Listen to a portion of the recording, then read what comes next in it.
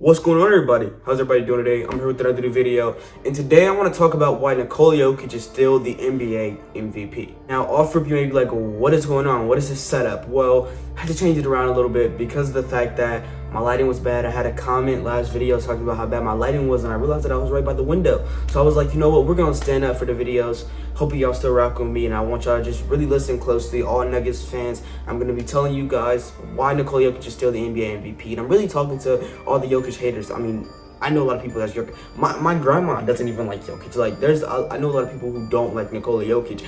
But generally, I'm really talking to you, and I'm trying to convince you why he's the MVP. So when you get in depth into MVP, I think people have kind of mixed up this term. I think that it's more of people saying best player, best team.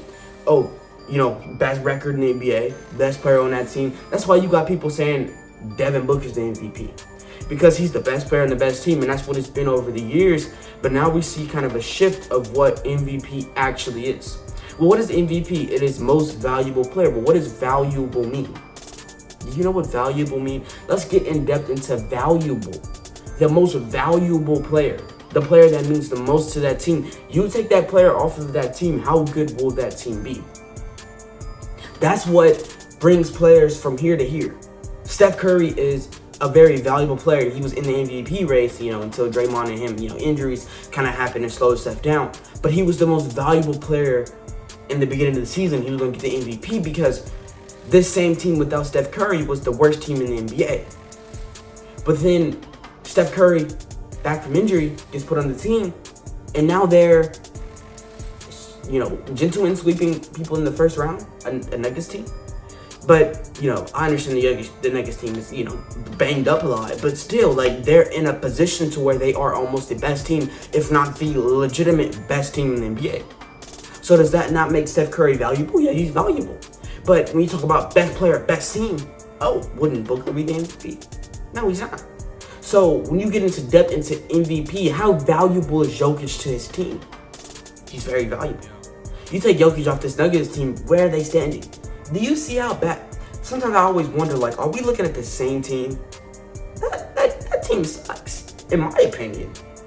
In my opinion, that team is literally dog water. Literally, they have nobody. Will Barton sucks. Their second best player is Monte Morris. I'm not taking anything from dude, but he sucks.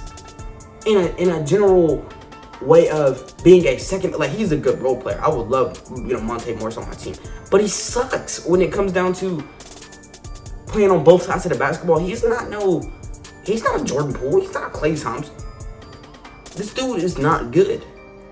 So when you get in depth into how bad Jokic's team is, while the fact that he was still able to put up 27, 14, 8, 57% from the field, 37% from the three, ridiculous. So let's go back to it.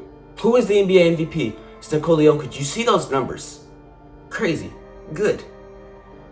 Jokic is a literal, I want to, like, literally show y'all how good Jokic is.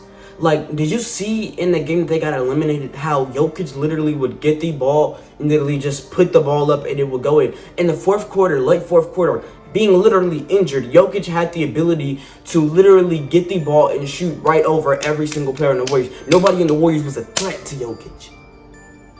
Think about the fact if the Nuggets had a decent team around Nikola. Nobody on the Warriors, nobody in the NBA can guard this dude when it comes down to it.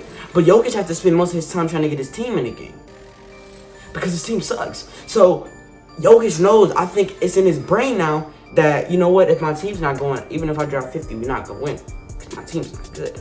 So I got to make sure they get going. I see how it is. Y'all wasn't going to tell me my thing fell. Okay, that's cool. You weren't going to say nothing, huh? You want to keep your mouth shut. You won't let me fail, huh? That's how you are. That's who you are as a person. But no, generally, like, getting back to the point, Jokic literally has to make sure his team gets going, because if they're not going, it has no, he has to get them going first. So Jokic can't go score 40 points because his team sucks so bad that he got to make sure that he's drawing enough attention to where when his guys get going and then they're drawing enough attention, he has to literally be the literal ball controller, literally the Chris Paul of his team, while being the best player, also being the center, and also being the defensive anchor. Do you understand how valuable a player that is? Like, so that brings me back to my point that if you take Jokic off this team, you're taking off your defensive anchor, your main rebounder, your point guard, your center, your scorer, your star player. You're taking away everything. So how could you explain to me that he's not the MVP? He is. It's a done deal. It's nothing I could say to convince you if you're not convinced now. That's it. He's the MVP, most valuable player. No, he's not the best player, best team. Not the best team. But he's the MVP. So there's no other discussion to be had. Right? That's it. In my video. You get back so y'all can see my head, my nappy head, man. I'm finna get a haircut. Prom finna come up, bro. I gotta be ready for prom.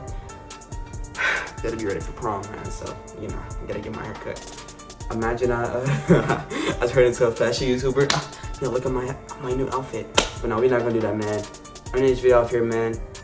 I'm finna get ready to go outside, man. Some hoops and, you know, just play a little bit. But yeah, that's gonna be it for me, man. I'll see y'all, man. Make sure y'all subscribe, hit that like button. Twitter, Instagram, link in the description. King Carter Moment Twitter, Carter Moment Instagram, and yeah, that's it for me, man. 1K before the summer is still the goal. And you know what? The summer for me starts in like 2 weeks, but you know what? We're gonna actually go by, you know, the actual summer rules. So let's do this now. Let's say June 22nd, I think, when summer starts. So yeah, that's when summer starts for me. Now, see what I'm saying? Not the end of the school year. We're gonna actually when the summer starts, because I did take a little bit of break, and you know, we back on that grind, man. We're hitting 1K. We're at 264, and yeah, that's something for me. I'm gonna see y'all, man. Peace out. Hey.